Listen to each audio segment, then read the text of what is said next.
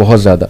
तो क्या ये अप्रोच ठीक है, इसकी कितनी हद तक इजाज़त है, और हमें क्या गौर व फिक्र वाकई करना चाहिए इन हालात को सामने रखते, ताकि हम खुद भी वार्न हों, अपनी जनरेशन को भी वार्न कर सकें कि देखो फितना तो तुम्हारे सामने है, मूवमेंट्स, इज़म्स और स्किज़म्स कितने चल रहे हैं और हमारी बच्चियां गलत साइड पे जा रही हैं, LGBTQ आज आप देख लें, ये सारी चीज़ें रिलेट करना ठीक है? देखिए असल में ना, आप अगर इसको जैसे आपने कहा प्री दज्जालिक दौर अगर इसको हम कह दिए जाए तो ये गलत नहीं होगा। मेरा ख्याल है ये तो इसमें तो कोई हर्ज नहीं है सही कि दज्जाल के लिए पूरा माहौल तैयार हो रहा है। बिल्कुल ठीक। एक उसके लिए पूरा एक सर्कमस्टांसेस क्रिएट किए जा रहे हैं और जब ये पूरी तरह धोखे का दौर बन जाएगा और हर चीज के अंदर धोखा आ जाएगा तो फिर दज्जाल भी आ जाएगा। अभी तक ये उसके लिए तैयार नहीं हुआ। अच्छा। और दूसरी बात यह है कि इसकी मॉडर्न चीज़ों को आप उनके साथ रिलेट करते जाएं, ये किसी हद तक रिलेट हो सकती हैं। अच्छा। क्योंकि हर चीज़ के अंदर धोखा है और ख़ास तौर पे मीडिया और ये जो AI जो है आर्टिफिशियल इंटेलिजेंस, जिसमें आप ख़ास तौर पे मेटावर्स का जो कॉन्सेप्ट आपने बताया, देखें ये जिंदा करना तो नहीं है। सही। जिंदा करने के बारे में तो बिल्कुल क्लियर कट है कि शैतान, वो जो दज्जाल है वो बिल्कुल जिंदा इंसानों को जिंदा करेगा और जीते जागते इंसान नजर आएंगे और फिर एक वक्त आएगा जब वो इंसान को कत्ल करना चाहेगा, वो कत्ल ही नहीं होगा। यानी एक वक्त में वो बंदे को कत्ल करेगा, जिंदा करेगा, कत्ल करेगा, जिंदा करेगा, ये उसके पास ये अथॉरिटी होगी। सही। लेकिन जब अल्लाह का हुक्म होगा तो फिर उसके बाद ये इख्तियार खत्म हो जाएगा।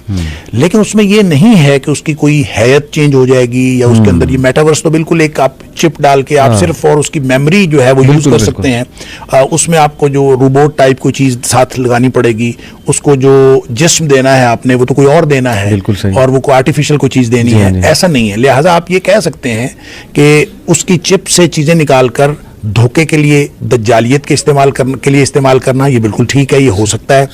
AI जो है इससे बड़ा यानी जो इस वक्त इंफॉर्मेशन टेक्नोलॉजी और जो डिजिटल टेक्नोलॉजी जिस मुकाम पर पहुंच चुकी है, अब आपकी ही तस्वीर, आपकी ही वीडियो, आपकी ही आवाज़, उस पे एक नई बिल्कुल जो है ना वो ऑडियो बनाई जा सकती है और ऑडियो क्रिएट की जा सकती है, आवाज़ भी आपकी होगी, तस्वीर भी आपकी होगी और आप ही तकरीर कर रहे होंगे, लेकिन वो गुफ्तगू असल में आपकी नहीं होगी। तो ये की जा सकती है। अब इससे बड़ा धोखा और क्या हो सकता है? मेरी भी तकरीर हो, आपकी भी तकरीर हो, लेकिन उससे जो चीज़ साबित की जा रही है वो हमारे ही नजरिए के खिलाफ हो, हमारी ही बातों के खिलाफ हो, ये बिल्कुल हो सकता है। इससे बड़ा धोखा और क्या होगा? इस तरह से चीज़ें जो हैं आहिस्ता आहिस्ता मेरा ख्याल है कि यूं लगता है कि अहले ईमान के हाथों से निकलती चली जा रही है। तो इस सारे इसको दज्जालियत का दौर कहना, इसमें तो कोई हर्ज नहीं है, बिल्कुल ठीक। लेकिन ये कहना कि बस ये दज्जाल के लिए बस दज्जाल आया ही चाहता है, ये मेरे ख्याल में दुरुस्त नहीं है।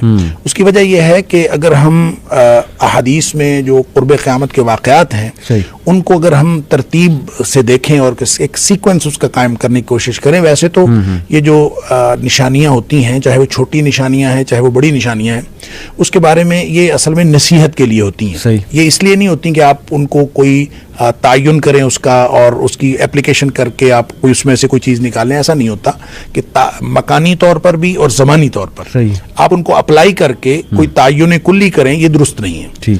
हाँ, उससे नसीहत हासिल करें और कुरान में भी अल्लाह करीम ने फरमाया कि जितनी भी निशानियां हैं असल में नसीहत हासिल करने की, और वो ये कि क़यामत के आने से पहले पहले आप इन निशानियों से, इनकी वजह से नसीहत हासिल कर लें। अब देखिए, जब बड़ी निशानियां आनी है, दज्जाल से पहले इमाम महदी ने आना है और ये कभी भी नहीं हो सकता कि इमाम महदी पहले, दज्जाल पहले आ जाए और इमाम महदी बाद में आए, ऐसा नहीं हो सकता। लिहाजा इमाम महदी के ज़हूर में जितनी चीज़ें इंटरनेशनल सिनारियो के बारे में या अरबों के हवाले से या मुसलमानों के ओवरऑल हवाले से जो बताई गई हैं, उसके हवाले से माहौल तैयार होता हुआ नजर आता है। क्योंकि सबसे बड़ी निशानी यह है कि उम्मत मुस्लिमा के पास क़यादत का फुकदान होगा, कोई इनका लीडर नहीं होगा, उम्मत मुस्लिमा को लीड करने वाला कोई नहीं होगा। अब देखें, हम देखते हैं कि उम्मत मुस्लिमा के पास कोई लीडर नहीं है। फिर ये देखें कि उसमें यह भी आता है कि हज के मौका पर दुनिया के उलमा, हज के मौका पर दुनिया के जो मुसलमान उलमा हैं वो उसको ढूंढेंगे। सही। तो मैं जब पहली दफा हज पे गया तो मैंने वहां देखा कि हज के मौका पर पूरी दुनिया के उलमा को बुला के एक हज कॉन्फ्रेंस होती है। अच्छा। तो मुझे जब पता चला ना कि ये हज कॉन्फ्रेंस होती है और इसमें पूरी दुनिया के उलमा को बुलाया जाता है, तो मैं यकीन करे मैंने समझा कि ये वही निशानी है जो नबी करीम सल्लल्लाहु अलैहि वसल्लम ने बताई। इन लोगों ने ही इमाम महदी को पहले ढूंढना है और इसी तरह की एक मुशावरत हो रही होगी। जाहिर है वो हर साल उसके डिफरेंट टॉपिक्स होते हैं, उसके ऊपर गुफ्तगू होती है और ये हज के मौका पर ही होती है, पूरी दुनिया के उलमा भी होते हैं। तो जब क़यादत का फुकदान होगा और फिर उसमें अरबों की आपस की जंग और इस तरह की निशानियां जो आप बता रहे हैं, बहुत सारी चीज़ें रिलेट हो सकती हैं और लेकिन हम कोई वक्त का तयन नहीं कर सकते कितनी दहाइयाँ बाकी हैं या कितनी सदियां बाकी हैं या कितने साल या कितने दिन बाकी हैं, हमें कुछ नहीं पता, ये अल्लाह को मालूम है। अलबत्ता हालात ये बन रहे हैं। पहले इमाम महदी आएंगे, बाकायदा जंग होगी। इमाम महदी के आने के बाद जो मुसलमानों के हालात हैं, मुसलमान नबी करीम सल्लल्लाहु अलैहि वसल्लम 3 हिस्सों में हो जाएंगे। 3 हिस्सों में से एक हिस्सा तो वो होगा यानी 1/3 जिन्होंने इमाम महदी को मानना ही नहीं है जी हाँ। और उसकी वजह तो जाहिर है ये है कि वो उन्होंने नहीं मानना क्योंकि उन्होंने जिहाद पर बैत लेनी है। अब जो हदीस से ये भी पता चलता है कि इमाम महदी बैत होने से पहले यानी जब उनकी बैत की जाएगी उससे पहले वो आम आदमी होंगे, वो कोई बहुत एक्स्ट्राऑर्डिनरी पर्सनैलिटी नहीं होंगे। जिस वक्त बैत कर ली जाएगी तो वो कहेंगे मैं जिहाद पर बैत लूंगा फिर, और मुसलमान जिहाद पर बैत कर लेंगे। और जिस वक्त बैत कर लेंगे नबी करीम सल्लल्लाहु अलैहि वसल्लम फरमाया कि हजर अस्वद और जो मुकाम इब्राहीम है और जो जमजम का कुआं है इसके दरमियान में, यानी आप सब कह लें कि तकरीबन काबा के दरवाजे के सामने, तो वहां पे बैत होगी। क्योंकि आखिरी दफा जब ये उसको पकड़ेंगे उलमा जाके उसको देख लेंगे और पा लेंगे, वो मुल्तजम पे चिमटा हुआ होगा, दुआएं कर रहा होगा। तो उस वो जब दो बैत कर लेगा तो हदीस के अल्फाज हैं फयुस्लिहुल्लाहु फी लैलतिन, अल्लाह करीम एक ही रात में उसके अंदर सलाहियतें पैदा कर देगा। यानी वो पहले एक्स्ट्राऑर्डिनरी आदमी नहीं होगा लेकिन उस बैत के बाद वो एक्स्ट्राऑर्डिनरी आदमी हो जाएगा। फिर उसके बाद मुसलमानों की जंगें हैं, फिर उस जंगों के अंदर जाहिर है मुसलमान काम आएंगे।